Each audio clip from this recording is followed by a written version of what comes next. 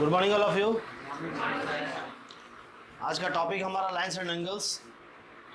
पिछले 3-4 क्लास में हम लोगों ने बहुत कुछ पढ़ा, ट्रिगोनोमेट्री पढ़ दिया ना, ट्रिगोनोमेट्री और मेजरमेंट ऑफ एंगल, और कुछ पढ़े थे, हाइट एंड डिस्टेंस पढ़ लिए थे। इनमें से कोई ऐसा है जो न्यू स्टूडेंट है, आज उनका पहला क्लास है? हाँ, आपका पहला क्लास है। क्या नाम है आपका? प्राची। कहाँ से? खड़ा होकर बोलिए। प्राची तेलेडी से आ रहे हैं आप? अच्छा, ग्रेजुएशन हो गया, 12 पास आउट हो गए, CUT का फॉर्म भरे, उसमें यही से पूछेगा तो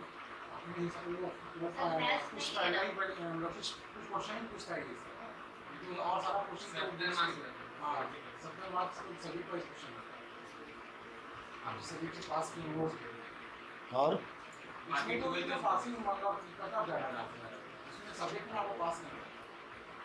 तो ये पढ़ना पड़ेगा कि नहीं पढ़ना पड़ेगा? ठीक है, ऐसा है क्या? उसमें तो हम देख रहे हैं कि 50 क्वेश्चन पूछ रहा है। जनरल टेस्ट का ही बात कर रहे हैं, तो 50 क्वेश्चन है ना, तो 50 क्वेश्चन है उसमें, तो 50 क्वेश्चन मायने रखता है।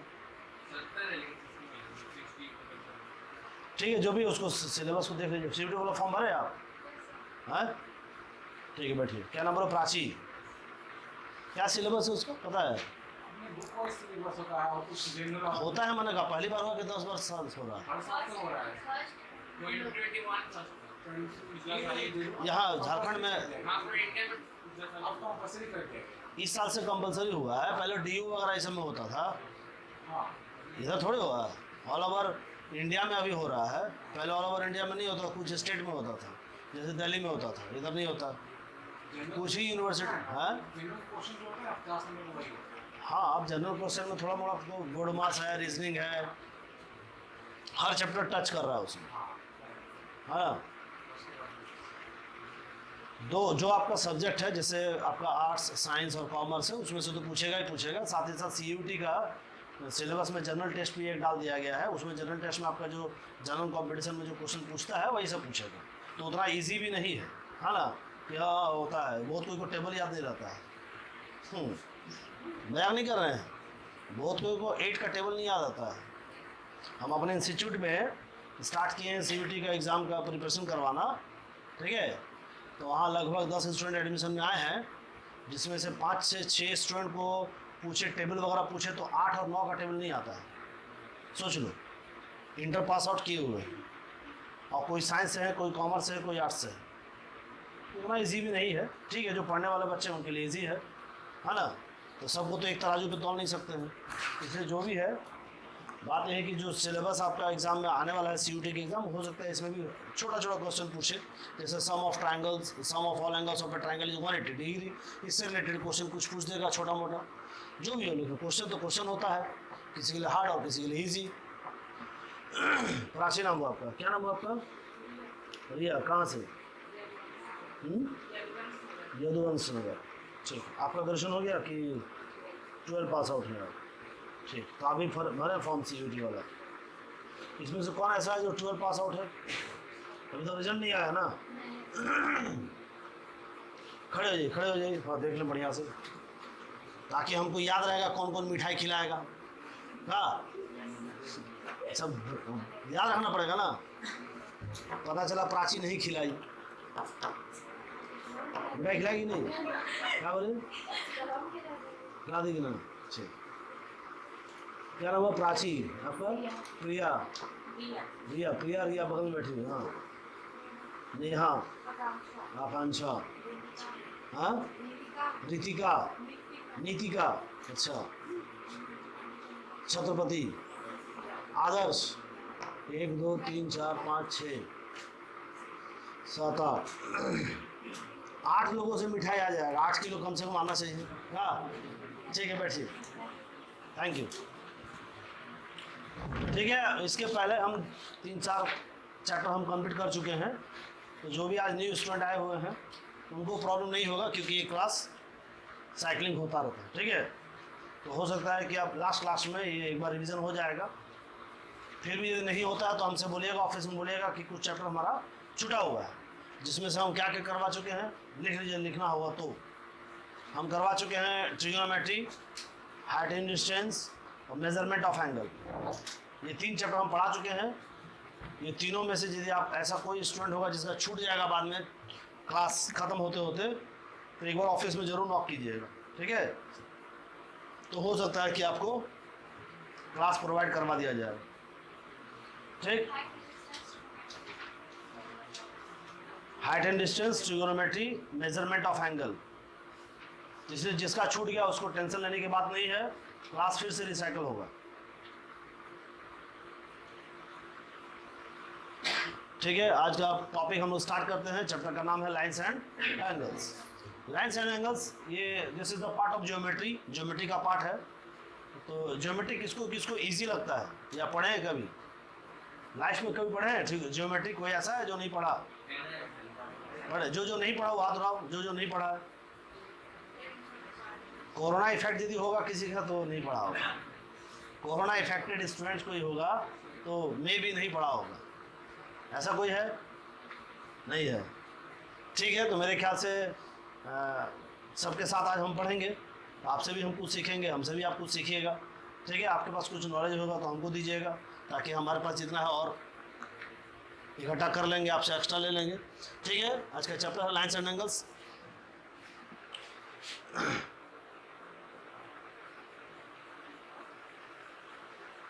जो हो गया उसे सोचा नहीं करते, जो मिल गया उसे खोया नहीं करते। सफलता भी उन्हें हासिल होती है जो वक्त और हालात पर रोया नहीं करते, ठीक है। बहुत अच्छा पॉइंट है, इसको जो समझ गया, नहीं समझा 4 बार पढ़ लो, समझ में आ जाएगा। चलिए, आज का टॉपिक है lines and angles. Lines and angles हम डायरेक्ट क्वेश्चन आपसे डील नहीं करने जा रहे। इससे रिलेटेड जितने भी रूल्स है, थ्योरम्स है, फॉर्मूलाज है, वो आपके सामने हम डिस्कस करेंगे। मार्कर ही नहीं है। शुभम देखो तो मार्कर, राहुल।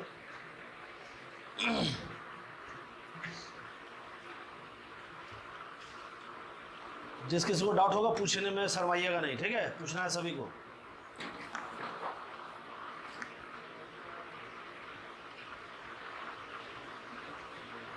पढ़िए क्या लिखा हुआ पॉइंट के बारे में, पॉइंट्स ना।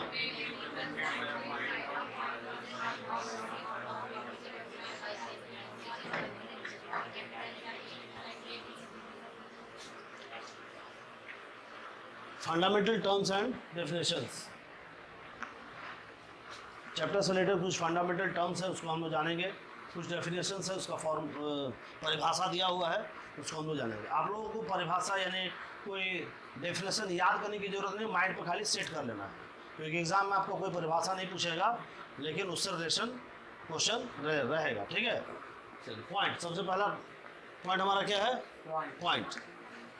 A point may be represented by a fine dot mark on sheet of paper by pen or pencil। क्या कह रहा है? पॉइंट क्या है? पॉइंट क्या है? एक डॉट मार्क है ना, ऑन अ शीट, किसी शीट पर, किसी पेपर पर। जैसे अभी मेरा पास पेपर जो है वो बोर्ड है, किसी बोर्ड या शीट पर क्या है?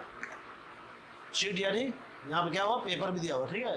बाय अ पेन और पेंसिल, किसी पेन और पेंसिल के द्वारा किसी शीट पर, किसी बोर्ड पर एक फाइन डॉट मार्क ही पॉइंट कहलाता है, ठीक है। It is normally represented by capital letters like A, B, C और डी एक्सेट्रा। इसी तरह जैसे मान लीजिए कोई डॉट हुआ, दिस इज कॉल्ड पॉइंट, ठीक है। इसको हम लोग, किसी भी पॉइंट को हम लोग जनरली ओ से डिनोट करते हैं। ओ जैसे सेंटर होता है, किसी सर्कल का सेंटर होता है, तो सेंटर को हम लोग इंडिकेट करते हैं ना डॉट से, है ना, दैट इज कॉल्ड पॉइंट, है ना। और वो डॉट क्या है? उस सर्कल में जो कर्व लाइन है ना, उस कर्व लाइन में बहुत सारे पॉइंट्स होते हैं। सर्कल में क्या होता है? तो सारे पॉइंट्स को यदि मीट करते हैं, मिलाते हैं, तो एक कर्व लाइन बनता है, and that line is called circle. और उस लाइन के, उस कर्व लाइन में जितने भी पॉइंट्स है, उस सारे पॉइंट्स का डिस्टेंस किसी एक पॉइंट से, किसी सर्टेन पॉइंट से ऑलवेज इक्वल होता है, and the certain point is called centre, है ना। And the distance between centre and curve line of this circle is called radius, है ना। यानी सेंटर और परिधि के बीच की दूरी को केंद्र कहते हैं। अच्छा, इसमें से कोई ऐसा है जो झारखंड बोर्ड से मतलब जिसका हिंदी अच्छा है? कोई ऐसा है जिसका इंग्लिश खराब है? इंग्लिश खराब है ऐसा कोई है किसी का? आपका इंग्लिश खराब है तो आप इंग्लिश ठीक करना चाहते हैं कि नहीं? कोई दिक्कत है क्या?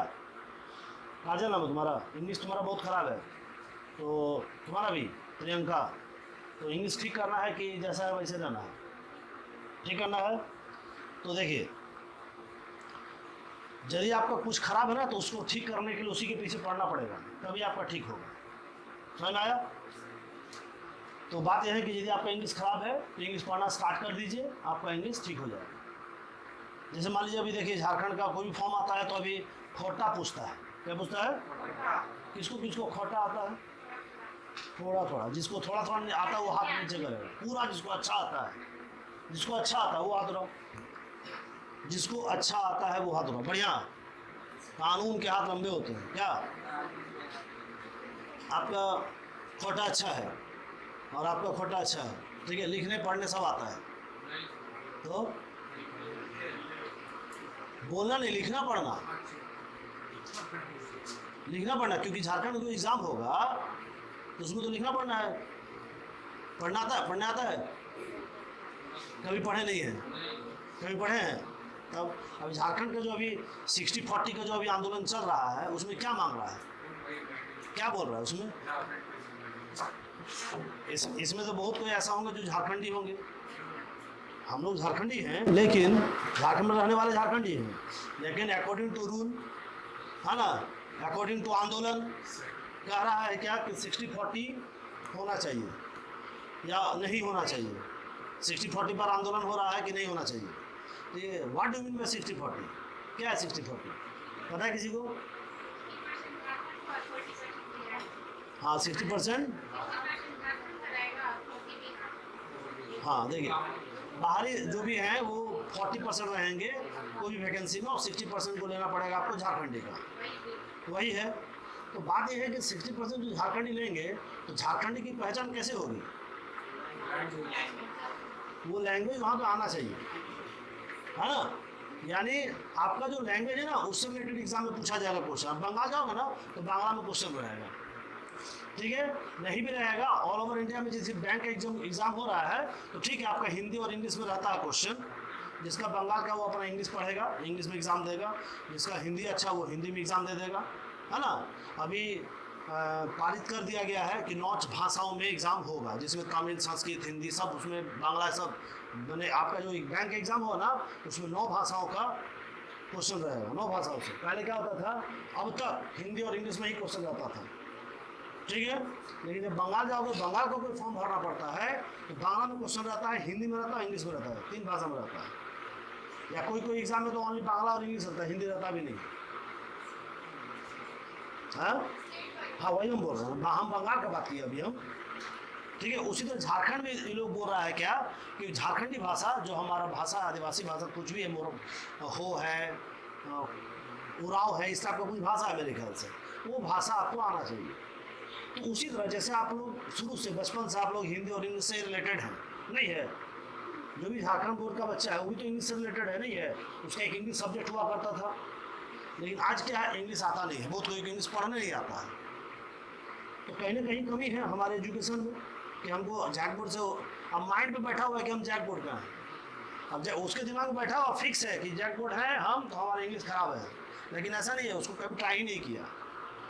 तो मान लीजिए कि अभी इंग्लिश में ही आपको झमेला हो रहा है, तो झारखंडी का जो लागू यदि कर दिया जाता है 60-40 या 80-20, तो फिर कैसे क्वालिफाई करोगे झारखंड का कोई भी एग्ज़ाम? यानी उसमें भी आपको भाषा जानना होगा, लिखना पढ़ना आना होगा। हम तो बोल लेते हैं, हाँ मैं तो आए ऐसे करके बोल लेते हैं, किन्हें जाए, हाँ ना, इस टाइप का, लेकिन लिखने पढ़ने नहीं आता। आता है क्या? कभी पढ़े हो? कभी पढ़े हो? कौन कौन पढ़ा है? कौन कौन पढ़ा है? कौन कौन पढ़ा है पूछ रहे हैं, इतना भाषण मत दो। कौन कौन पढ़ा है? 1 2 3, पूरे क्लास में 3 ही लोग पढ़ा है। एग्जाम में क्या थे, 3 लोगों को बुलाएगा? नहीं ना। समझोगे ना बात को, हम क्या बोलना चाह रहे हैं? हम बोलना चाह रहे हैं कि यदि भाषा का एग्जाम में आ रहा है क्वेश्चन तो सबको आना चाहिए, चूँकि we are all competitive students, तो कॉम्पिटिटिव स्टूडेंट्स है तो हम लोग कॉम्पिटिशन में जब जा रहे हैं तो हमको पूरी तरीके से प्रिपेयर होना पड़ेगा। तो उसी तरह यदि आपको यदि इंग्लिश में कहीं प्रॉब्लम हो रहा है तो इंग्लिश को जानना और सीखना सीखिए, है ना। बाउंड्रीज मत रखिए कि हम जैक बोर्ड का स्टूडेंट है तो हमको इंग्लिश नहीं आता है, हम इंग्लिश में नहीं पढ़ेंगे। तो आप जब भी जॉब का तैयारी करो, कोई एग्ज़ाम देने जा रहे हो तो वहाँ तो इंग्लिश पूछेगा ना जी, और आपको पढ़ने नहीं आता तो क्वालिफाई कर जाइएगा, पॉसिबल है। तो जब आपको पढ़ने ही नहीं आता तो क्वेश्चन वहाँ पर क्या पढ़ोगे। इसलिए इंग्लिश और हिंदी का बाउंड्री से हटिए और ज़्यादा से ज़्यादा हिंदी पढ़िए, ज़्यादा से ज़्यादा इंग्लिश पढ़िए, ज़्यादा से ज़्यादा मैथ्स पढ़िए, रीजनिंग पढ़िए, जो आपका सब्जेक्ट है उस पर पूरा फोकस करिए, है ना। दिमाग में मत रखिए कि हम जैक बोर्ड का है हमको इंग्लिश नहीं आता है, दिमाग मत रखिए कि हम सीबीएसई बोर्ड का है तो हमको हिंदी नहीं आता है। ग्रामीण बैंक का जो फॉर्म आता है उसमें हिंदी रहता है? हिंदी एक सब्जेक्ट रहता है, पास करना जरूरी है उसमें। उसी तरह झारखंड ग्रामीण बैंक निकलेगा तो उसमें हिंदी नहीं पूछेगा, यदि ये लागू कर देगा तो झारखंडी वाला जो भाषा है वो पूछेगा। झारखंड ग्रामीण बैंक फॉर्म निकलता है, ठीक है, यानी IBPS ग्रामीण बैंक का अलग से फॉर्म आता है ना। जिस तरह IBPS PO या प्रीलिम्स आता है ना क्वेश्चन, PO मेन और क्लर्क का, उसी तरह IBPS का ग्रामीण बैंक का भी फॉर्म आता है। तो ग्रामीण बैंक मतलब क्या होगा, गांव में बैंक। तो गांव में भी जाके इंग्लिश बोलेगा तो समझ में आएगा किसी को, है। तो चूंकि झारखंड का कोई एकदम आदिवासी एरिया में कोई बैंक है और वहाँ इंग्लिश में बोलेगा, हमारे अच्छा लगा हाँ यहाँ तो वहाँ तो उसको खोटा भाषा आना चाहिए क्या। तो मान लो तमिलनाडु में दे दिया, तमिल आता ही नहीं है, महाराष्ट्र में दे दिया, मराठी आता ही नहीं है। बोलने कस्टमर डील मतलब क्या हो, बोलना है, वहाँ लिखना नहीं, बोलना पहले है। 100 रुपये जमा करने आया, तुम ऐसा भाषण दे दिया, वो 1000 रुपये सोच के चला गया घर। ठीक है, जो भी हो, हम लोग इंग्लिश और हिंदी का कोई बाउंड्री नहीं रखें, हम समझा दे रहे हैं, देख लीजिए। A point may be represented by a fine dot mark on a sheet of paper by pen और pencil. It is normally represented by capital letters like A, B, C and D, etc. किसी भी point को capital letter से ही indicate किया जाता है, चाहे आप A, B, C, D, O कुछ भी आप MNOP, मेरा नाम B है तो B से कर सकते हैं, बिगाए B कर दिए, कोई दिक्कत नहीं है, पॉइंट को रिप्रेजेंट कर दिए। तो किसी भी कैपिटल लेटर से आप किसी पॉइंट को रिप्रेजेंट कर सकते हैं, कोई डाउट है?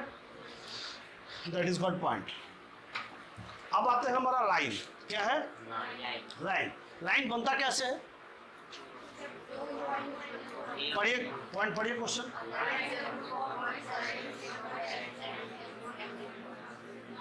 पढ़ना सभी को है ना, कोई फालतू का बैठे नहीं रहेंगे, नहीं आता पढ़ना कोशिश करो। A line is a group of points, जैसे हम पॉइंट को रिप्रेजेंट किए A, B, C या D से किसी भी कैपिटल लेटर से, तो 2-4 पॉइंट को आप इस तरह मीट कर दोगे ना तो लाइन बन जाता है। जैसे कोई भी 2 पॉइंट को, एक और ये 2 पॉइंट है, 2 पॉइंट को मिला दो, मान लीजिए एक पॉइंट था, एक B पॉइंट था, दोनों को मीट कर दिए, तो दोनों के बीच का जो डिस्टेंस हुआ ना, दैट इज कॉल्ड लाइन। समझ में आया? और line is a group of points. Line क्या है, पॉइंट्स का ग्रुप है, arrange in one direction and it has no ending points. इसको हम लोग अरेंज इन वन डायरेक्शन, किसी एक ही डायरेक्शन में आप अरेंज कर दीजिए, है ना, और इसको मीट कर दीजिए, तो लाइन बन गया। और लाइन को हम दोनों तरफ बढ़ा सकते हैं, it has no ending points, किसी प्रकार का एंडिंग पॉइंट नहीं होता है। आप लेफ्ट हैंड साइड में भी आप उसको बढ़ा सकते हो, राइट हैंड साइड में भी बढ़ा सकते हो, ठीक है। तो डेफिनेशन क्या है, a line is a group of points arrange in one direction and it has no ending points. It is normally denoted by LMN, small letter से। कैपिटल लेटर से किसी पॉइंट को इंडिकेट किया जाता है, बट किसी लाइन को represent करने के लिए स्मॉल लेटर से in one side, right hand side में आप उसको स्मॉल लेटर से इंडिकेट कर सकते हो। जैसे मान लीजिए पूरी हम लाइन लिख दी, ये लाइन है, तो लाइन को एरो के द्वारा रिप्रेजेंट, किसी लाइन को हम लोग एरो देंगे दोनों साइड। क्यों देंगे एरो, क्योंकि हम यहाँ पे लिखे हैं थोड़ा सा line, it has no ending points, कोई एंडिंग पॉइंट नहीं है, दैट मीन्स दोनों हम बढ़ा सकते हैं दोनों साइड, इसलिए दोनों साइड आपको एरो का साइन देना पड़ेगा। और इसको रिप्रेजेंट किया जाता है स्मॉल लेटर से, जनरली स्मॉल लेटर से इंडिकेट किया जाता है, LMNOP जैसा, यानी स्मॉल लेटर होना चाहिए, ठीक है। समझ आ रहा है क्या बोल रहे हैं? अब कभी कभी आप देखे होंगे, देखिए यहाँ पे क्या हुआ, विच is denoted by the symbol AB, और AB के ऊपर क्या है, एरो का साइन है। किसी भी लाइन को रिप्रेजेंट खाली ए बी लिखोगे तो रॉन्ग हो जाएगा। जनरली हम लोग मैथ से बनाते हैं तो हर एक में वो लाइन नहीं देते हैं, लेकिन A B is a line, क्योंकि ऊपर में क्वेश्चन हमारा जो बना वो लाइन लिखा हुआ उसमें, तो बार बार हम लोग ए बी के ऊपर वो लाइन नहीं देते हैं सॉल्व करने के लिए, खाली लिख दिए ए बी तो अंडरस्टेबल है, वो अंडरस्टूड है वो कि वो A B is a line है। ठीक है, तो किसी भी लाइन को रिप्रेजेंट करने के लिए जनरली क्या किया जाता है, या तो आप स्मॉल लेटर से राइट हैंड साइड पे लिख दो, किसी एक साइड, दोनों साइड नहीं, स्मॉल लेटर में राइट हैंड साइड पे लिख दिए। ठीक है, that is called line.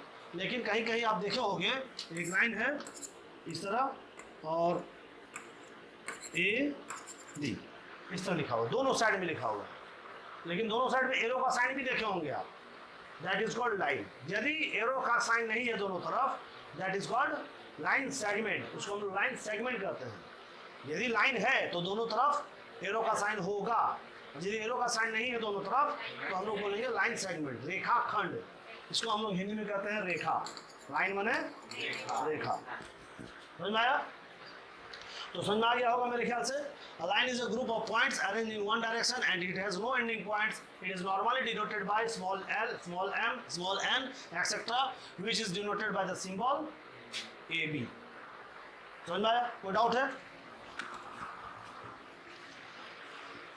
Next आता है लाइन सेगमेंट। कहाँ आते हैं हम लोग? Line segment. Line segment means line माने रेखा और सेगमेंट माने खंड। खंड माने टुकड़ा, है ना? रेखा खंड, यानी किसी रेखा को आप खंड कर दीजिए, तोड़ दीजिए, तो उसको हम लोग बोलेंगे रेखा खंड। ठीक है, the part of the line with two end points A and B is called the line segment A B, which is denoted by the symbol A B.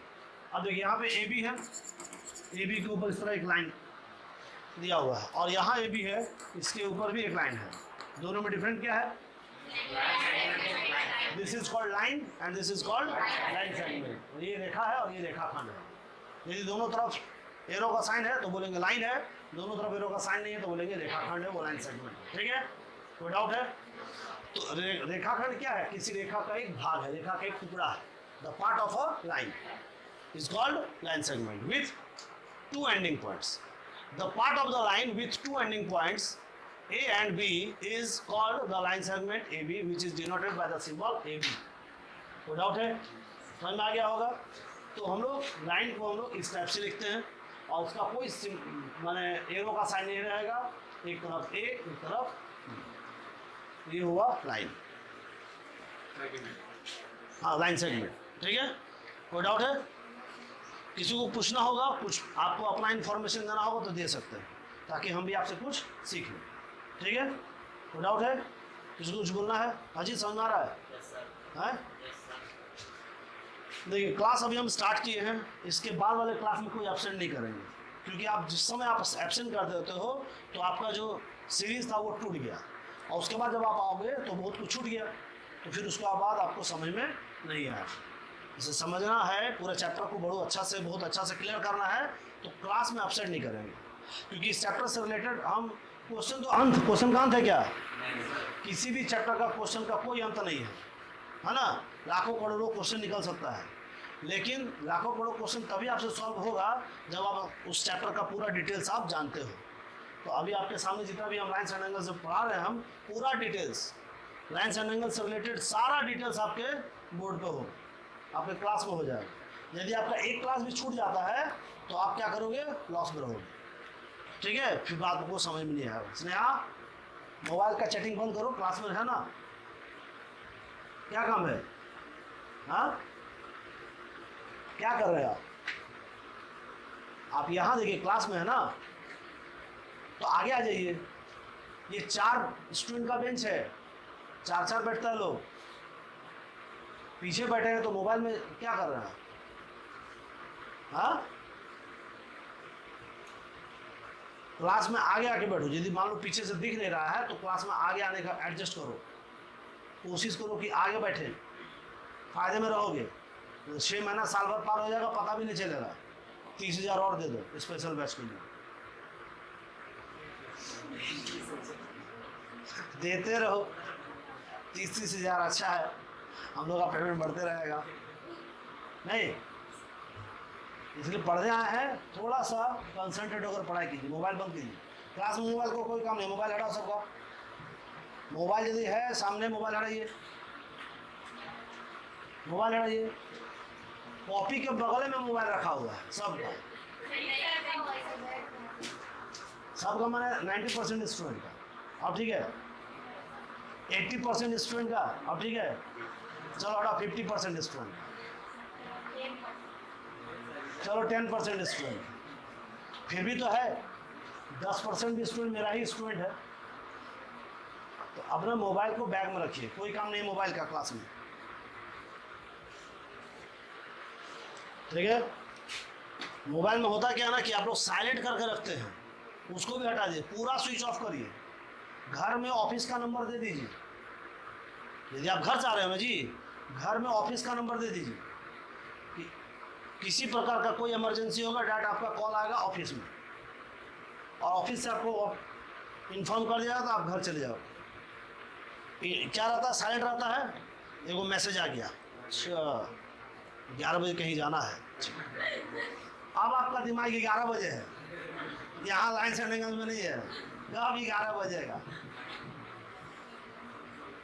है ना। तो इसलिए फ़ोन को आप साइलेंट मोड पे नहीं, पूरा तरीके से स्विच ऑफ करिए, एयरप्लेन मोड पर डालिए, ठीक, ताकि किसी प्रकार का कोई डिस्ट्रैक्टिव एलिमेंट आपको डिस्ट्रैक्ट ना करे, है ना। तो ठीक है, यहाँ तक कोई डाउट है। अब आते हैं रे। रे यानी इसको हिंदी में कहते हैं हम लोग किरण। शाहरुख खान वाला किरण नहीं है ये, है ना, की किरण, ये किरण वो किरण नहीं है, और ना ही सूरज का किरण है। कहाँ सूरज का किरण है, सूरज का किरण है, ठीक है। सूर्य की रोशनी किस तरह आती है, ऊपर से नीचे, नीचे से ऊपर जाती है, क्या जाती है, कब, जब रिफ्लेक्ट करता है तब, है ना। साइंस में पढ़े होंगे आप लोग, रिफ्लेक्शन ऑफ लाइट पढ़े होंगे ना। तो वो जो लाइट है वो क्या है, रे है। लाइट क्या है, रे है, and it has one ending point. Ending point होता है उसका एक, ठीक है। The part of the line, ये रे भी क्या है, किसी लाइन का एक पार्ट है। The part of a line which has only one end point and extends endlessly in other direction is called a ray, which is denoted by the symbol AB, ठीक है। क्या कर रहा है, लाइन क्या है, रे क्या है, किसी लाइन का एक पार्ट है जिसका एक एंडिंग पॉइंट है, और जिसको हम अनंत रूप से एंडलेसली देखिए लिखा हुआ है। एंडलेसली मतलब जो समाप्त नहीं होने वाला है, जो समाप्त नहीं, असमाप्त, ठीक है। In other direction is called अ रे, है ना। एक एंडिंग पॉइंट होगा और एक तरफ से वो बढ़ते जाएगा, कहीं रुकेगा नहीं, है ना, यानी एरो का साइन एक तरफ रहेगा, एंड दिस इज कॉल्ड रे। ये क्या है, रे है, ठीक। तो किसी, मान लो कि कोई रे है, उसको रिप्रेजेंट कैसे करते हैं, ये रे है और यहाँ पे ए और बी इस तरह लिखा हुआ है, आप इसको रिप्रेजेंट कैसे करोगे, ए बी को ऊपर एक एरो का साइन दे दो, ठीक है। तो लाइन में, किसी लाइन में कितने एंडिंग पॉइंट होते हैं, नो एंडिंग पॉइंट्स, किसी लाइन में नो एंडिंग पॉइंट, कोई एंडिंग पॉइंट नहीं होता है। Line segment 2 ending points and अरे 1 एंडिंग पॉइंट। समझ में आया, कोई डाउट नहीं है, समझ में आ गया। आगे बढ़ते हैं, अब आते हैं collinear points. What do mean by collinear points, इसको हिंदी में क्या कहते हैं हम लोग, यदि पढ़े होंगे आप लोग, समरेखी बिंदु। संरेखी, हम इसको भी हिंदी में नहीं लिखते, क्योंकि झारखंड बोर्ड के कुछ बच्चे बैठे हुए हैं, तो हो सकता है कि कहीं कॉलिनियर पॉइंट्स नहीं पढ़े होंगे इंग्लिश में, लेकिन संरेखी बिंदु पढ़े होंगे, तो उसके दिमाग में स्टॉक करेगा वो कि अच्छा हाँ, इसके बारे में हम लोग कभी पढ़े हैं। तो संरेखी बिंदु पढ़े हैं आप लोग, हाँ, किसको कहते हैं संरेखी बिंदु,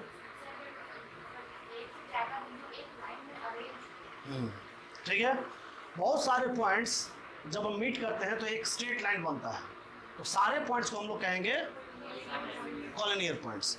जब बहुत सारे पॉइंट्स से एक स्ट्रेट लाइन फॉर्म नहीं होगा तो उसको हम लोग बोलेंगे नॉन कॉलिनियर पॉइंट्स, ठीक है।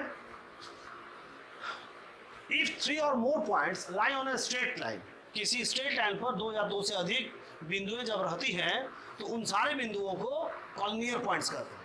है ना, इफ 3 और more points lie on a straight line then they are called collinear points, है ना। किसी एक स्ट्रेट लाइन पर बहुत सारे बिंदु हैं, सारे बिंदु को हम लोग क्या कहेंगे, कॉलिनियर पॉइंट्स।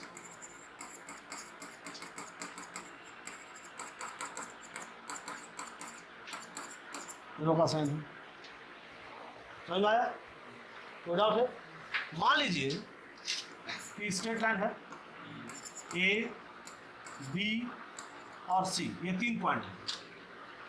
हमको ये तीनों पॉइंट को कॉलिनियर प्रूफ करना है, तो कैसे करें? हाँ बोलो, क्या नाम तुम्हारा? भैया, हाँ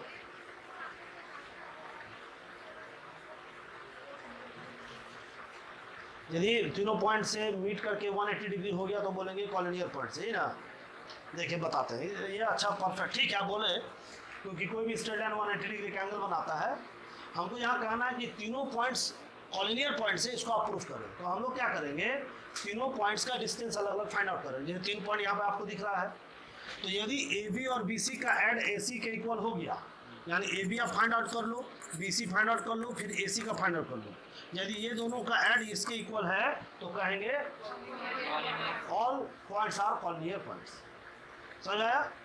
कोई लाइन पर हम रिप्रेजेंट कर दिए हैं ए बी और सी, अब बोलेगा बताइए तो प्रूफ करिए तो कैसे ये कॉलिनियर पॉइंट्स है। तो ए बी बी सी ए सी, ये तीनों को ऐड कर, दोनों को ऐड करके कोई तीसरा हो, कोई भी दो का ऐड तीसरे के इक्वल है, then we can say that all points are collinear points. ठीक है, कोई डाउट है? और हमको पता है कोई भी स्ट्रेट लाइन 180 डिग्री का एंगल बनाता है। ठीक, तो यहाँ तक किसी को डाउट है? कुछ आगे बढ़े, पूछना है कुछ? राइट, अब आते हैं नॉन कॉलिनियर पॉइंट्स, यानी असंरेखी बिंदु। क्या बोलेंगे इसको? असंरेखी बिंदु मतलब जो ऐसी बिंदु है जिनसे एक सरल रेखा का निर्माण न होता, है ना, या एक किसी सरल रेखा पर पॉइंट्स बिंदु नहीं है, तो उनको कहेंगे हम लोग असंरेखी बिंदु। ठीक है, इफ 3 और more points do not lie on a straight line they are called non collinear points. क्या कह रहा है? इफ 3 और मोर पॉइंट्स, 2 और 2 से ज़्यादा, 3 और 3 से ज़्यादा, do not lie on a straight line, किसी स्ट्रेट लाइन पर स्ट्रे नहीं करते हैं, they are called non collinear points. बना दिए, एक स्ट्रेट लाइन फॉर्म होगा तो ये हम लोग नॉन कॉलिनियर पॉइंट्स कहेंगे। ठीक है, स्ट्रेट लाइन फॉर्म होगा, कॉलिनियर पॉइंट्स नहीं कहेंगे, नॉन कॉलिनियर पॉइंट्स कहेंगे। कोई डाउट है? समझ में आया? किसी को डाउट तो बोल सकते हैं।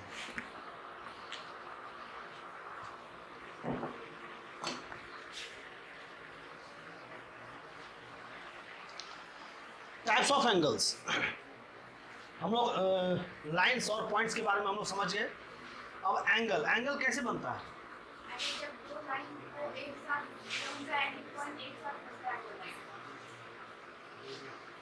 एंगल कब बनता है, कैसे बनता है एंगल, बाद में हम जानेंगे टाइप्स ऑफ एंगल्स के बारे में, है ना। और कोई? हाँ बोलिए आप, क्या नाम हुआ आपका? सपना, हाँ बोलिए।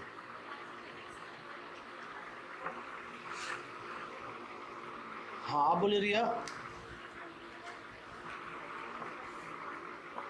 जोर से बोलो।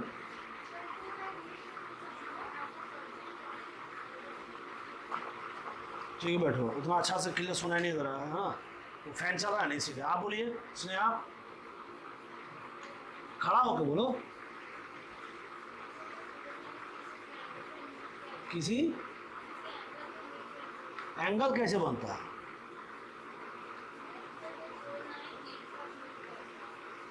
बैठो। और कोई? हाँ बोलिए आप, क्या नाम है आपका? शिवानी, ठीक। और कोई? एनिमल, आप लोग बॉयज से कोई नहीं? अच्छा, वाह। और कोई? आप बोलिए। वो बोलने बोल रहा है तो सबको बोलना है। स्टूडेंट जिसमें बैठते हैं बचत करता है और उसके 20 की डिग्री फॉर्म करता है वही और कोई नहीं बोलेंगे बॉयज में आप?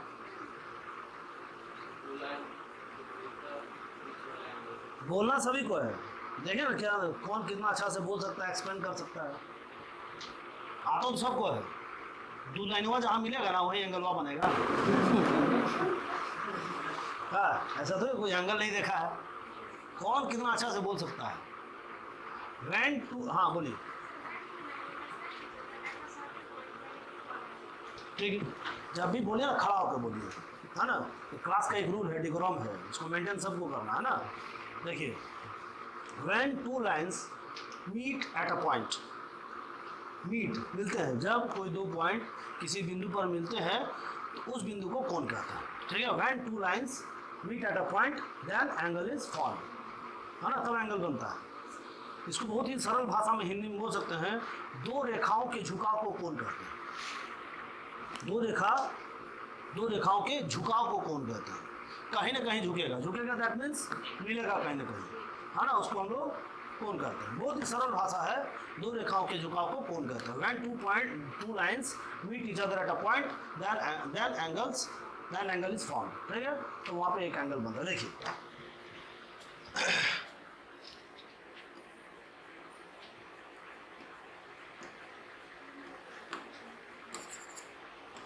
AC और AB कहाँ मिला, A पर, ठीक है।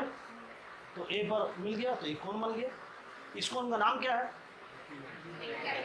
नाम क्या है, नाम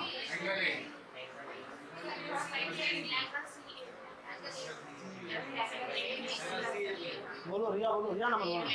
हाँ, एंगल ABC, ठीक है। तुम बोलो BACB, हाँ BAC, हाँ तुम बोलो ABC, कुछ भी बोल सकती है। ABC BCA CAB कुछ भी बोल सकती है ना। या तो CAB बोल दो, या तो ABC बोल दो, या तो BAC। क्या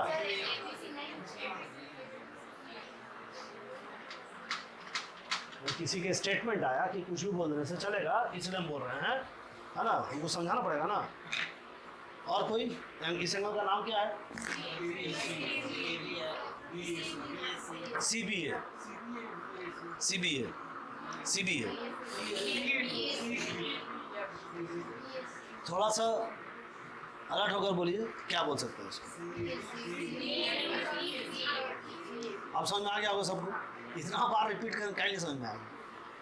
इस एंगल का नाम क्या है, BAC या CAB, ठीक है। यानी जिस एंगल को आपको बोलना है उसको बीच में रखना है, समझ में आया। आपको एंगल A को रिप्रेजेंट करना है तो A बीच में रहेगा, बाकी साइड में B और C को डाल दीजिए, तो ये हो गया BAC। या तो आप इसको CAB बोल सकते हैं, और एंगल को क्या सिंबल के साथ आप रिप्रेजेंट करोगे। खाली BAC CAB लिखोगे तो that is not called angle, आपको एंगल का सिंबल देना पड़ेगा, ठीक है। तो ये तो हम बोलते हैं BAC चाहे CAB, but rule, according to rule, किसी भी एंगल को हम लोग एंटी क्लॉकवाइज मेजरमेंट करते हैं। क्या करते हैं, यानी BAC और CAB बोलना भी कहीं ना कहीं गलत होगा, बोलचाल की भाषा में बोल देते हैं, बात अलग है। लेकिन किसी भी एंगल को हम लोग रिप्रेजेंट करने के लिए एंटी क्लॉकवाइज मेजरमेंट करेंगे हम लोग। थोड़ा सा प्रूफ कीजिए। देखिए, हम एंटी क्लॉकवाइज मेजरमेंट का ही रूल है। रूल क्या है, किसी भी एंगल को मेजरमेंट करने का रूल क्या है, एंटी क्लॉकवाइज, है ना। यानी घड़ी की विपरीत दिशा में, घड़ी का कांटा इस तरह घूमता है, लेफ्ट टू राइट, आपको राइट टू लेफ्ट मूव कराना है। किसी भी एंगल को हम लोग मेजरमेंट करते हैं। प्रोटेक्टर से कभी एंगल बनाए आप लोग, तो हम लोग ऐसे चांद को रखते हैं और ऐसे देखते हैं, ऐसे रखते हैं, और हम लोग ऐसे देखते हैं, इधर ऐसे देखते हैं, हम लोग देखते हैं ना, ऐसा 60 डिग्री बनता है इस टाइप का। तो आप क्या किए, एंटी क्लॉकवाइज मेजरमेंट किया। क्या किए, एंटी क्लॉकवाइज मेजरमेंट किए। यानी किसी भी एंगल को एंटी क्लॉकवाइज ही मेजरमेंट किया जाता है। बोलचाल की भाषा में बोल देते हैं लोग BAC CAB, लेकिन दिस इज रॉन्ग, ये गलत है। देखिए कैसे हम एंटी क्लॉकवाइज मेजरमेंट किए, इसका नाम क्या हो गया, BAC। ऐसे जाना है, समझ आया, ऐसे एंगल यानी वन वे, एंगल को मेजरमेंट का एक ही तरीका है, वन वे है, टू वे नहीं है ये। ऐसा नहीं कैसे कि फिर वैसे आगे, है ना, वन वे है। तो ये एंगल को, इसका नाम मान लो कि यहाँ पे एक थीटा एंगल है 60 डिग्री, मान लिया जाए, सपोज दैट 60 डिग्री है। तो ये हो गया तुम्हारा एक्यूट एंगल। क्या हो गया? Acute angle. ठीक है, इसका नाम क्या हो गया? ये जो टाइप हो गया, नाम क्या हो गया? इस एंगल का नाम हो गया BAC, not CAB, only BAC। अब CAB यदि तुम बोलते हो तो बाय रूल ऐसे हो जाएगा, and that is called reflex angle. यदि बोलोगे सर BAC या CAB दोनों है तो गलत, यू आर रॉन्ग। तो आप CAB को क्या रिप्रेजेंट करोगे? इस एंगल को क्या नाम दोगे? मान लो तुम इस एंगल को नाम दे दिया CAB या BAC दोनों, तो इस एंगल को क्या नाम दोगे? दोनों एक एक को दे दिया, अगला को किसको देगा? अगला को क्या दोगे? कुछ तो नाम देना पड़ेगा ना जी। तो कभी भी एंगल को मेजरमेंट कीजिए तो एंटी क्लॉकवाइज मेजरमेंट कीजिए, ठीक है। बोलचाल की भाषा में बोल देते हैं, कोई दिक्कत नहीं। जब हम लोग सॉल्व करेंगे तो BAC CAB बोल देंगे, ठीक है। बट अकॉर्डिंग टू रूल आपको मेजरमेंट करना है, एंगल को रिप्रेजेंट करना है, तो आप उसको एंटी क्लॉकवाइज ही मेजरमेंट करोगे, ठीक है।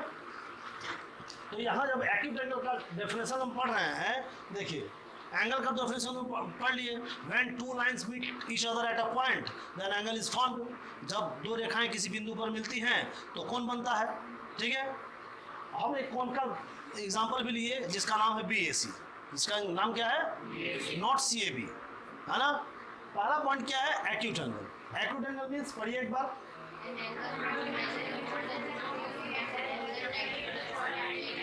हम बहुत अच्छे तरीके से एक्सप्लेन कर रहे हैं, इसके अलावा एक्सप्रेशन कुछ हो नहीं सकता है, ठीक है। इतना अच्छा से हम एक्सप्लेन कर रहे हैं, फिर भी बहुत सारे स्टूडेंट भी आएगा कि नहीं हमको समझ में नहीं आया, तो समझना नहीं चाहते थे वो, इसलिए समझ में नहीं आया, ठीक है। इसलिए समझने यदि आए हैं, समझना चाहते हैं, तो आप मेरी भाषा को आप समझ लेंगे और आपको चैप्टर क्लियर, एकदम क्लियर हो जाएगा, पानी की तरह क्लियर हो जाएगा। An angle whose measure is more than 0 degree and less than 90 degree is called an acute angle. Acute angle किसको कहेंगे? इसको हिंदी में क्या कहते हैं पता है किसी को? इसको हम लोग न्यून कोण कहते हैं। कौन सा कोण कहते हैं? न्यून कोण। एक्यूट एंगल ऐसा कोण जो 0 से बड़ा 90 से छोटा हो, उसको हम लोग न्यून कोण कहते हैं, ठीक है। An angle whose measurement is greater than 0 degree and less than 90 degree is called acute angle, ठीक है। तो ये हो गया हमारा एक्यूट एंगल। देखिए हम एक एग्जांपल ले 60 डिग्री का, तो 60 डिग्री क्या है? 0 से बड़ा है और 90 से छोटा है। That means it is called an acute angle, है ना। इसको हम लोग क्या कहते हैं?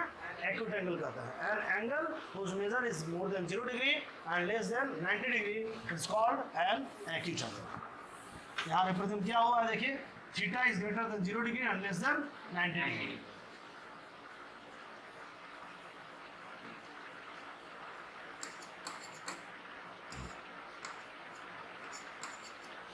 कोई डाउट है? थीटा क्या हो गया यहाँ पे? एक्यूट एंगल हो गया। अब आते हैं हम लोग right angle. Right angle means ऐसा कोण जो 90 डिग्री का हो, है ना। An angle whose measurement is 90 degree is called right angle. ऐसा कोण जो 90 डिग्री का हो, जिसका मेजरमेंट 90 डिग्री है, 90 डिग्री है, उसको हम लोग क्या कहते हैं? राइट एंगल कहते हैं। And it is United by theta. Angle किसी भी एंगल को हम लोग थीटा, फाई, साई से हम लोग इंडिकेट कर सकते हैं, है ना। तो इसका फिगर कैसे बनेगा? देखिए ये फिगर हुआ, है ना। इसका नाम क्या देंगे हम? AOB। इसका नाम क्या होता है? AOB। BOA बोलेंगे तो क्या हो जाएगा? 180 से बड़ा हो जाएगा, 180 से बड़ा हो जाएगा, that is called reflex angle. इसलिए किसी भी कोण को हम लोग नाम क्या देंगे? AOB। हम लोग जब सॉल्व करते हैं तो इसको हम लोग BOA भी बोल सकते हैं, ठीक है। लेकिन वहाँ पर क्या लिखते हैं? Angle BOA is equal to 90 degree. समझने वाला समझ जाएगा।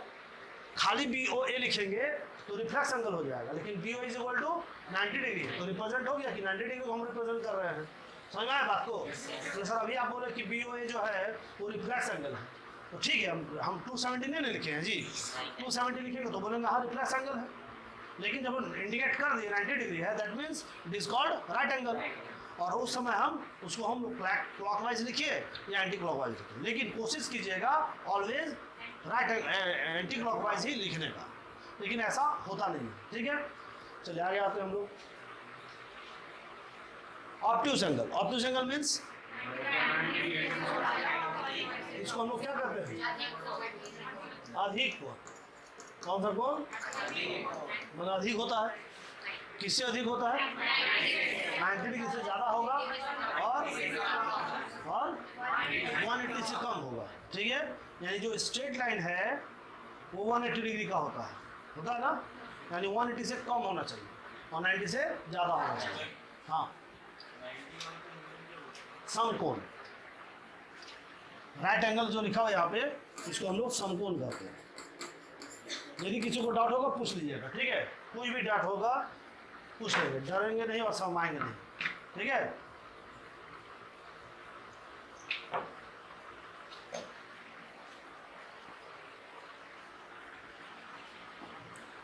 अब आते हम लोग अधिक कोण, क्या ये, an angle whose measure is more than 90 degree. तो देखो 90 डिग्री ऐसा होता है, तो मोर देन 90 मतलब 90 से ज्यादा, 90 से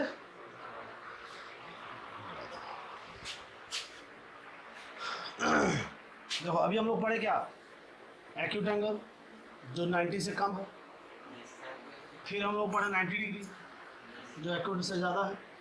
अब हम लोग पढ़ेंगे ऑब्ट्यूस एंगल, ठीक है। तो ऑब्ट्यूस एंगल को हिंदी में क्या कहेंगे हम लोग, अधिक कोण। एक मिनट, थोड़ा इमरजेंसी कॉल आ गया है।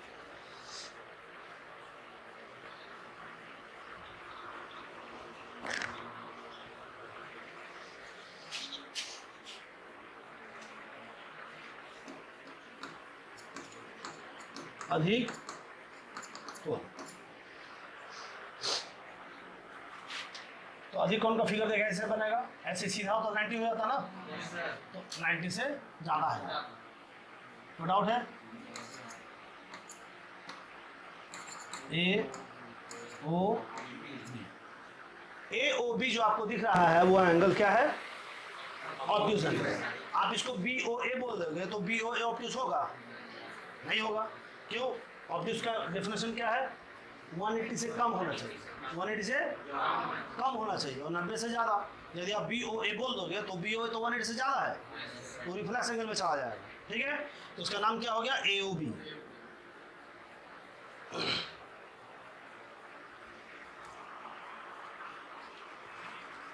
हेलो हेलो, हाँ अच्छा, যত দিয়েছে লিয়া সব কথা আছে। हाँ तो घर তুমি যখন আসবে তখন সাইকেল দোকান দিয়ে দিবে কাউকে পয়সা, हाँ প্রিন্ট টাকা দিয়ে দেবে, है ना, ठीक ठीक ঠিক আছে।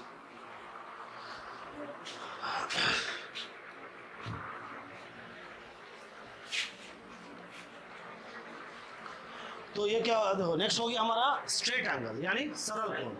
कौन सा कोण, सरल नहीं सरल, सरल बोल रहा अजीत, बोलता सरल कोण, हाँ जी, हाँ सरल बोला था, हमको कहीं से लगा कोई सरल बोल दिया, तुमने बोला, आप बोले जी गोविंद, ऐसा नहीं ना, कहाँ आके फंस गए तो दो चार को सड़ल फड़ल बोल दो, कहा इसने गुस्सा नहीं है क्या, हंस नहीं रही है, अच्छा स्नेहा ही बोली थी, है उधर दूर से आवाज आ गया, सोच लो, सड़ल को नहीं ना बोलती स्नेहा, क्या पढ़ा रहे हैं सड़ल फड़ल, है ना, ये सड़ल कौन है ना, कौन सा कौन है, सरल नहीं सरल, स्ट्रेट एंगल। इसको हम लोग एक और नाम से जानते हैं, इसका हिंदी नाम और क्या नाम बताओ तो देखते हैं किसे होता है। इसका हिंदी में एक और नाम है, जैक बोर्ड से ही पूछते हैं, हाँ कॉम्प्लीमेंट्री एंगल, सप्लीमेंट्री एंगल,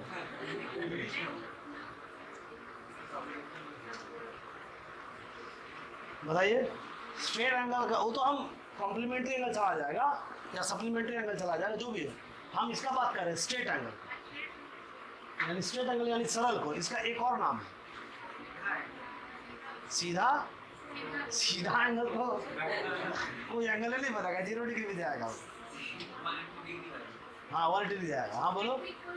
है रैखिक कोण। और ठीक है, ये भी नाम ठीक है। और कोई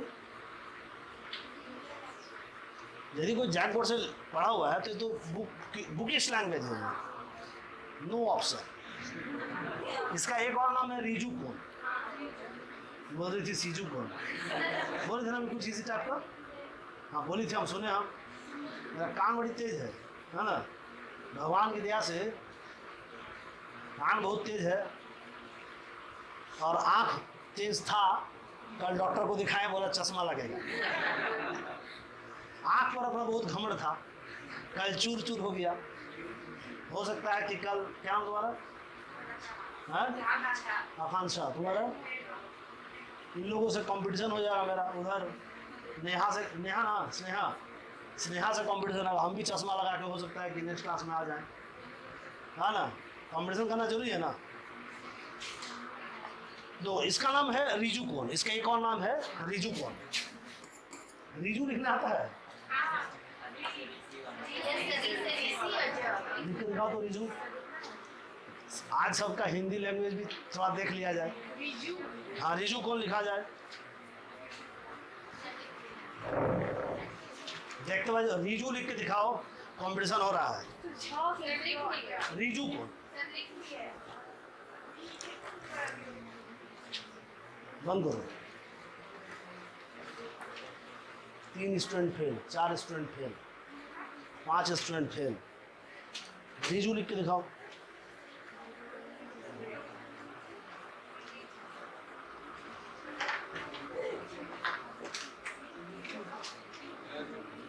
तुम्हारा दिखाओ दिखाओ। अरे हिंदी लिखने बोले, कोनो संस्कृत थोड़ी कहाँ लिखी है, भोजपुरी लिखना है। अच्छा रिजू कोण को भोजपुरी में रिजू बोलते हैं ना। है रिजू का मतलब स्ट्रेट एंगल, सरल।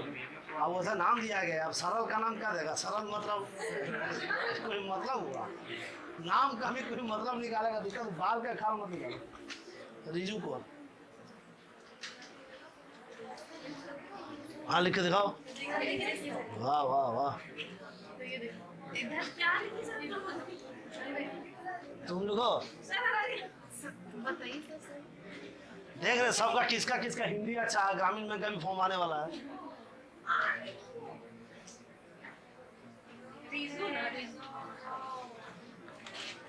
वाह स्नेहा, ठीक है। हाँ बड़ी जल्दी गुस्सा आ जाती है, क्या बात है? इतना जगह है, कहीं नहीं बैठी। देखो तुम्हारा, बड़ी मजा आ रहा है स्पेलिंग देखने में। स्पेलिंग देखने में बड़ी मजा आ रहा है। देखो हाँ नहीं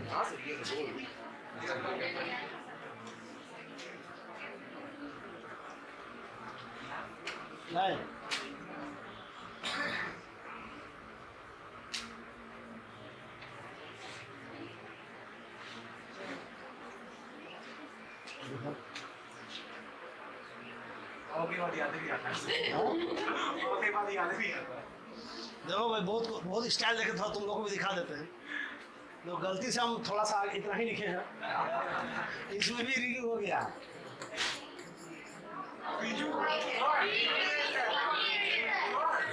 हम थोड़े लिखे हैं, ऐसा आया है। ये हो गया। देखो इस तरह जो लिखा है उसका हो गया त्रिजू। क्या हो गया? त्रिजू। देखो रिजू बोला है, बहुत को ऐसे लिखा है। ये भी नहीं होगा। पर्दा हटा दो ना, इसे हुआ क्या देख रहे, पर्दा हटा दो।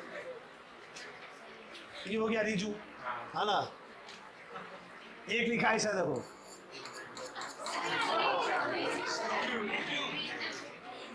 कौन लिखा मत पूछना, कौन लिखा है। ये हो गया रिजू। सोच लो किसका हिंदी अच्छा है, जबरदस्त हिंदी है सब। सब जैक बोर्ड का है।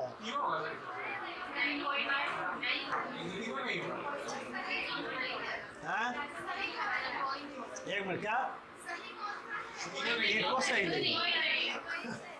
देखो ऑल आर रॉन्ग, है ना।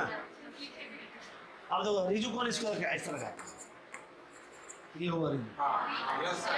इंग्लिश का आर, हिंदी का त्र, रिजू। इसका किसका सही है? चलो ठीक है, जिसका गलत था उसको सही हो गया। आप देखो कौन किसको कौन लिखते कैसे है, देखो कौन, वो कौन लिखने नहीं आता, वाह। कौन,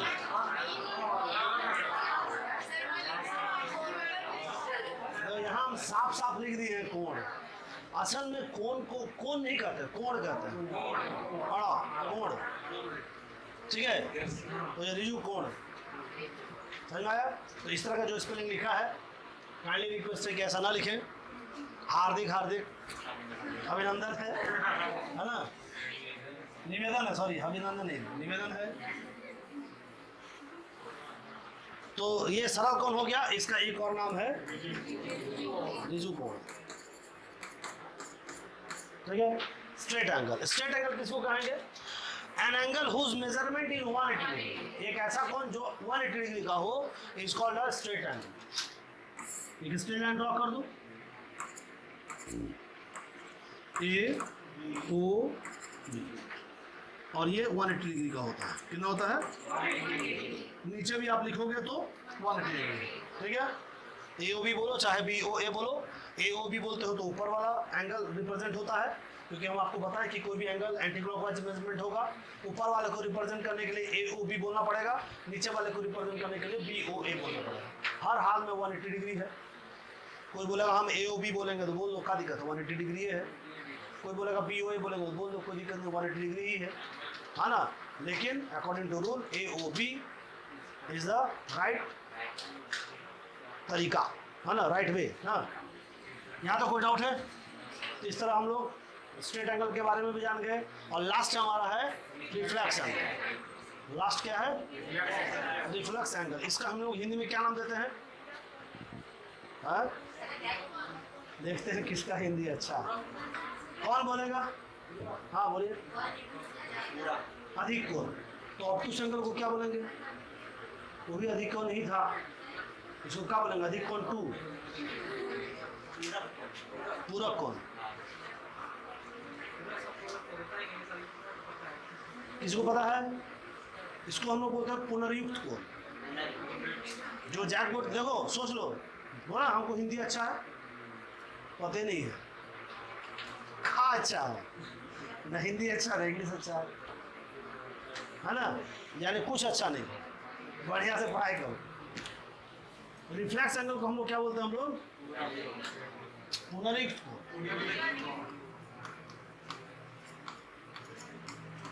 पुनर्युक्त कोण, पुनर्युक्त, पूर्ण युक्त नहीं बोलेंगे, पुनर्युक्त, है ना, पुनर्युक्त कोण। An angle whose measure is more than 180 degree and less than 360 degree is called reflex angle. एक ऐसा कोण जो 180 से बड़ा हो और 360 से छोटा हो, उसको हम लोग बोलते हैं रिफ्लेक्स एंगल। जैसे मेजरमेंट होता है एंटी क्लॉकवाइज, तो उस अकॉर्डिंग फिगर इस टाइप से बनेगा, ठीक है। ए ओ बी, ये हुआ। आप सीधा चले जाइएगा तो ये स्ट्रेट एंगल हो जाएगा, है ना। सीधा से डाउन हो गया, यानी ये 180 से भी ज़्यादा हो गया। तो 180 से ज़्यादा है, 360 से कम है, ऐसा कोण को हम लोग क्या बोलेंगे?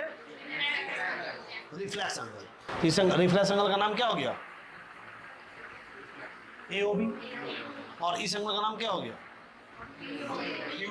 हाँ, एक्यूट नहीं है, बोलिए। ठीक है, नाम है बी ओ ए, इसका नाम हो गया बी ओ ए। कौन सा कोण? ऑब्टूस एंगल, 90 से ज़्यादा है। यदि पूछा जाएगा, यदि बोलेंगे इसमें बी ओ ए कौन सा कोण है, तो क्या बोलेंगे हम लोग? आप ये नहीं बोल सकते हो कि ये रिफ्लेक्स एंगल है। रिफ्लेक्स एंगल मेजरमेंट हो रहा है ऊपर, देखिए ए ओ बी। हाँ, this is the correct rule, यही नियम है ना। A O B is called पुनर्युक्त कोण, यानी रिफ्लेक्स एंगल, और B O A is an obtuse angle, अधिक कोण, जो 90 से बड़ा है। तो डाउट है? तो आप दिमाग में रखना है कि 180 से ज़्यादा कोई भी कोण होगा तो उसको हम लोग क्या कहेंगे? समझ आया? देखो एक और होता है 360 डिग्री का एंगल, उसको हम लोग बोलते हैं कॉम्प्लीट एंगल। और 360 डिग्री के एंगल का फिगर बनता है क्या? लाइन कैसे होगा? लाइन होगा तो फिर वो ओनली पॉइंट, और ये सर्कल में होता है। आप सिर्फ 360 डिग्री के एंगल को आप पॉइंट से डिनोट कर सकते हैं, और ये पॉइंट जो होता है वो 360 डिग्री का होता है। इसको हम लोग बोलते हैं कंप्लीट एंगल, पूर्ण कोण। एक ऐसा पूर्ण कोण, पूरा कोण नहीं, हम समझा रहे हैं तभी से आप लोग पूरा पूरा पूरा पूरा चिल्लाए हुए सबको ही है। पूरा पूरा कोण किसको कहेंगे भी समझा रहे हैं। देखो ये हो गया हमारा कंप्लीट एंगल, इसको हम लोग बोलते हैं हम लोग पूर्ण कोण, कंप्लीट एंगल, जो 360 डिग्री का होता है। और it is denoted bye a point, है ना, किसी पॉइंट से हम लोग डिनोट करते हैं, और किसी भी पॉइंट को हम लोग किसी कैपिटल लेटर से इंडिकेट किया जाता है। तो किसी सर्कल का जो सेंटर होता है वो ओ है, सेंटर को हम लोग ओ से डिनोट करते हैं, और वो सेंटर क्या है, रिप्रेजेंट कर रहा है 360 डिग्री। समझ में आया? तो इस तरह हम लोग टाइप्स ऑफ एंगल्स पढ़े। एक बार थोड़ा सा हम हाईलाइट कर देते हैं। The first angle is acute angle, second angle, right angle, third, obtuse, fourth, fifth, यानी 5 प्रकार के कोण हो गया। ठीक है, छठा कोण कहीं कहीं आपको गूगल वगैरह इस समय मिल जाएगा। छठा कोण को हम लोग कंप्लीट एंगल भी कहते हैं। ठीक है, और इसका नाम हो गया है पूर्ण कोण, जो 360 डिग्री का होता है। समझ में आया क्या बोले? मेरे ख्याल से सबको समझ में आ गया हो। किसी को इससे रिलेटेड कुछ क्वेश्चन पूछना तो पूछ सकते हो। नहीं? हाँ पूछो रिया, कुछ पूछना है? आगे बढ़े। तो अभी से बोल रहा आगे बढ़ रहे, हम यहीं पे हैं तभी से, आगे तो बढ़ नहीं रहे हैं। क्या अजीत, आगे नहीं बढ़ रहे। अब देखिए आ गया कॉम्प्लीमेंट्री एंगल और सप्लीमेंट्री एंगल। तहे दिन से इंतजार था इसका, है ना,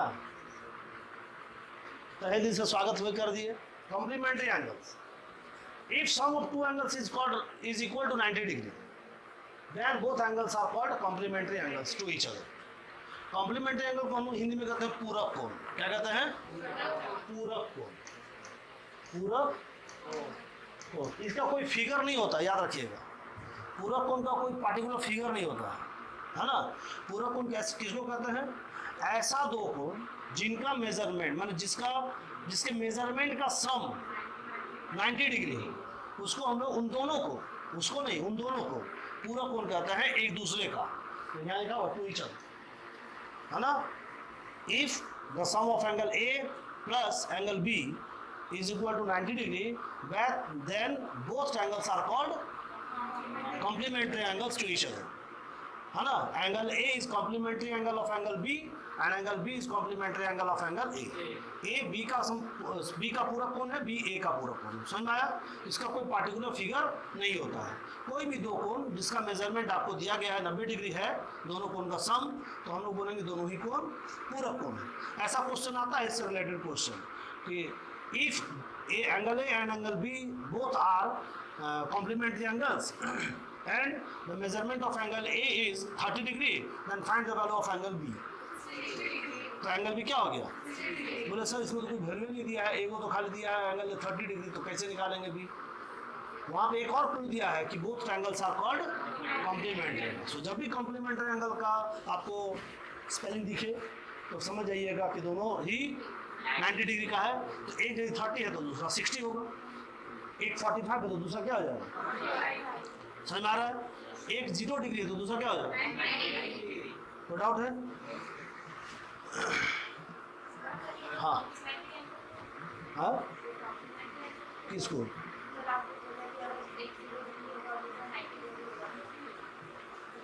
तो क्या होगा?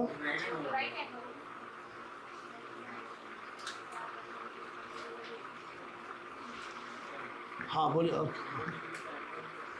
अरे एग्जाम्पल ले लिया, मुंह फिसल गया तो क्या दिक्कत है? दिक्कत है का? अब देखो 0 डिग्री का एंगल क्या होगा बता देते हैं। क्या होता है 0 डिग्री का? आप लोग लाइट चैप्टर पढ़े होंगे। मान लीजिए कि आपके पास एक मिरर है, आप मिरर पर एक टॉर्च का लाइट उस पर डिपेंड करो, लाई करो, और एकदम स्ट्रेट एंगल पर जाओ और स्ट्रेट एंगल पर आओ, एकदम सीधा आप जाते हो 90 डिग्री पर। अब उधर से फिर वो 90 डिग्री पर आता है, कितना डिग्री का एंगल बना? That is called 0 degree. बना 0 डिग्री। तो कुछ बोल सकते हैं? ये 10th क्लास के एनसीईआरटी का क्वेश्चन भी है, यदि कोई पढ़ा होगा तो पढ़े हो।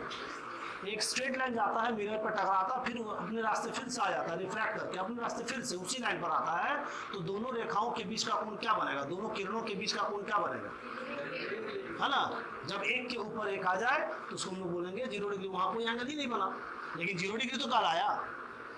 कोई कोण नहीं बना, लेकिन 0 डिग्री तो कहलाया। समझे ना? The value of 0 degree. तो इस तरह कॉम्प्लीमेंट्री एंगल को समझ ले। क्या बोलेंगे? If sum of two angles is equal to 90 degree then both angles are called complementary angles to each other. है ना? Angle A plus angle B is equal to 90 degree. दोनों का मेजरमेंट 90 डिग्री होगा, तो हम कहेंगे दोनों ही कोण 90 डिग्री का है। हम बोल सकते हैं ए बी का पूरक है, बी ए का पूरक है। A is the complementary angle of angle B and angle B is complementary angle of angle A. A B का पूरक कोण है, B A का पूरक कोण है। कोई डाउट? अब आते हैं सप्लीमेंट्री एंगल्स। इसको क्या बोलते हैं हम लोग? संपूरक। पूर्ण मत बोल दो, है ना? पूरक से ही बन गया संपूरक। संपूरक कोण मतलब if sum of two angles is equal to 180 degree, यदि दो कोण का ऐड 180 डिग्री है, then both angles are called supplementary angles to each other. यदि दोनों कोणों का मेजरमेंट 180 डिग्री होगा, तो दोनों ही कोणों को हम लोग क्या कहेंगे? दोनों ही कोण एक दूसरे का संपूरक है। ठीक है? कोई फिगर नहीं होगा इसका। Angle A plus angle B is 180 degree. Then we can say that angle A is supplementary angle of angle B and angle B is supplementary angle of angle A. A B का संपूरक है, B A का संपूरक है। कोई doubt है किसी को? आगे बढ़े? अपने आगे बढ़ गया कब? है?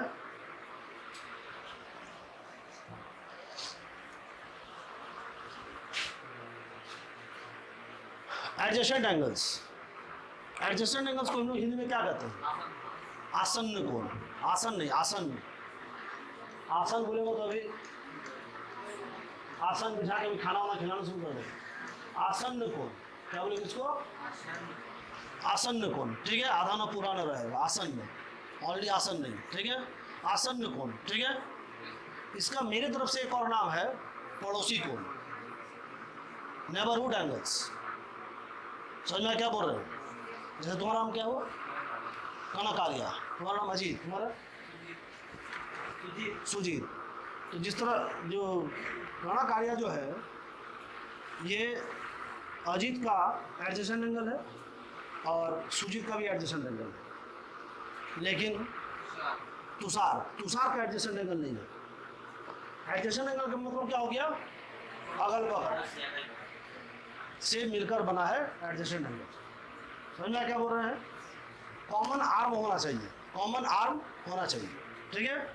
जिस तरह हम एग्जांपल यहाँ पर समझ लेते हैं क्या बोल रहा है।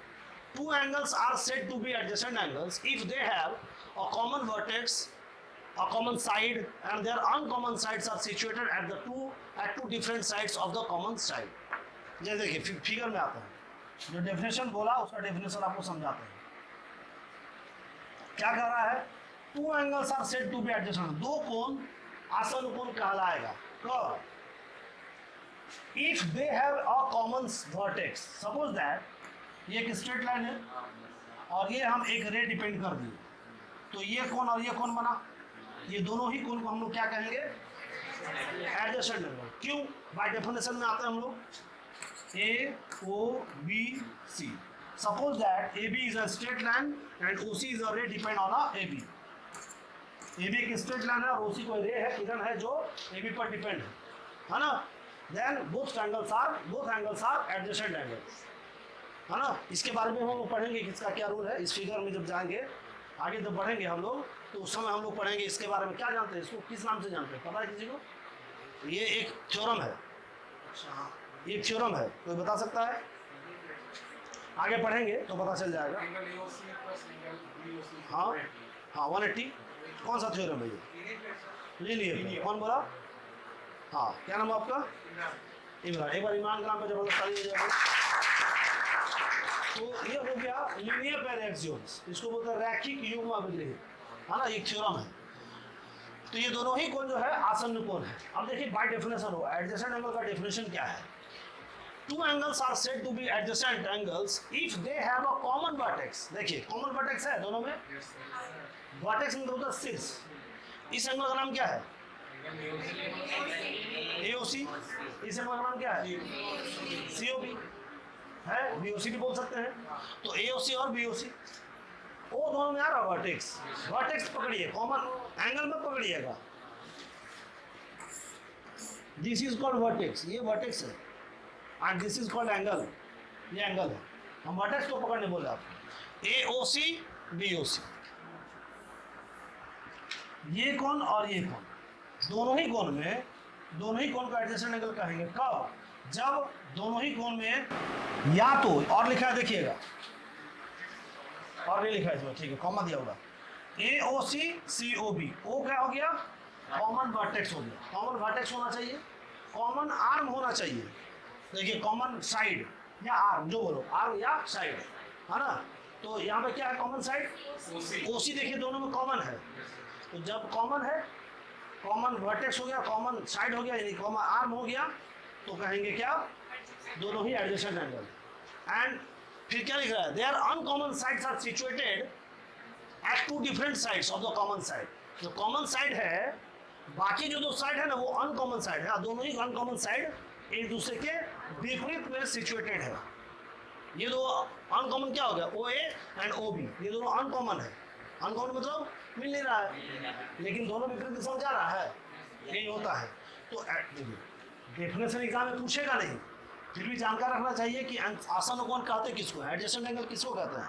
तो ऐसा कोण जिसमें कॉमन वर्टेक्स हो यानी उभयनिष्ठ शीर्ष हो, कॉमन आर्म हो और अनकॉमन आर्म दोनों ही एक दूसरे के अपोजिट डायरेक्शन में जा रहा हो, that is called adjacent angle. उसी को हम लोग आसन्न कोण कहते हैं। Two angles are said to be adjacent angles if they have a common vertex, a common side, and their uncommon sides are situated at a different sides of the common side। ठीक है, यहाँ figure का explanation किया है, एक और explanation figure में करते हैं। आप यहाँ पे आसन्न कोण देख लिए, एक और फिगर में आ जाओ। ये क्वाड्रिलेटरल है, क्या ये चतुर्भुज इसको बोलते हैं। ABCD is a quadrilateral. इसमें आसन्न कोण कौन कौन है? आप ऐसा नहीं बोल सकते हैं कि आसन्न कोण कौन है, हम क्वेश्चन ही गलत पूछे आपसे, हम क्वेश्चन ही आपसे गलत पूछे कि इसमें आसन्न कोण कौन कौन है। ठीक है, हमको पूछना चाहिए था कि एंगल A का आसन्न कोण कौन है। What is the adjacent angle of angle A? Angle A का आसन्न कोण कौन कौन है? हाँ, एंगल B और एंगल D। आसन्न कोण समझ में आ गया? पड़ोसी कोण। इतना लंबा चौड़ा भाषण छोड़ो, पड़ोसी कोण पकड़ो। हमारा पड़ोस में जो है वही आसन्न कोण है। ठीक है, तो एक आसन्न कोण हो गया B और D। तो सर कैसे प्रूफ कीजिए? इसका नाम क्या दोगे? इसका नाम क्या दोगे? BAD। और इसका नाम क्या दोगे? ADB। ये दोगे या BDA दोगे? तो कॉमन आर्म हुआ AD। यहाँ पे हम कॉमा जो दिए है ना, कॉमन वर्टेक्स, यहाँ पे कॉमा की जगह ये कॉमा दिए हैं, यहाँ और लिख लो। और जरूरी नहीं है कि हर फिगर में आपको कॉमन वर्टेक्स या कॉमन साइड मिले। हर फिगर में दो चीज़ एक साथ मिल भी सकता है और नहीं भी मिल सकता है। जैसे इसमें देखिए, इस कोण का नाम क्या हो गया? BAD। और इस कोण का नाम क्या हो गया? ADC। इसमें कॉमन आर्म सिर्फ मैच कर रहा है, AD। देखिए मैच कर रहा है ना, AD कॉमन आर्म है, इसमें कॉमन वर्टेक्स नहीं है। समझना क्या हुआ? तो कॉमन आर्म या कॉमन वर्टेक्स होना चाहिए, और दोनों ही अनकॉमन जो साइड है वो एक दूसरे का अपोजिट जाएगा, मैंने वो मैच नहीं करेगा कहीं ना कहीं जाकर। जिस तरह देखिए DC और AB अपने अपने रास्ते में है। समझ आया? तो समझ में आ गया? तो बोलेंगे A का आसन्न कोण हो गया D। आप A और B को भी पकड़ सकते हो। समझ आया? तो इस तरह AD A प्लस D, चाहे इधर बोलेंगे A प्लस B। ये दोनों आसन्न कोणों का ऐड क्या होगा? समझ में आया क्या बोल रहे हैं? ये दोनों आसन्न कोणों का क्या होगा? ठीक है, कौन सा रूल है ये? लीनियर यहाँ पे, ये क्या है? राइट एंगल हो गया साइड एंगल ये रेक्टेंगल थोड़ी हम बनाए हैं, फुल रेक्टेंगल हम रेक्टेंगल कहाँ बोले, क्वाड्रिलेटरल बोले। हाँ, ये दोनों का ऐड 180 नहीं होगा। क्वालिटी होगा हाँ, नहीं सर पैराग्राम नहीं होता हो सकता है कि नहीं, पूछ रहे हैं।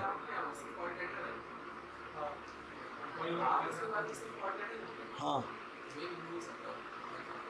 अब क्या बोलेंगे तो नहीं होगा। हम क्वाड्रिलेटरल बोले तो मे भी हो सकता है, क्या बोलते कि नहीं होता।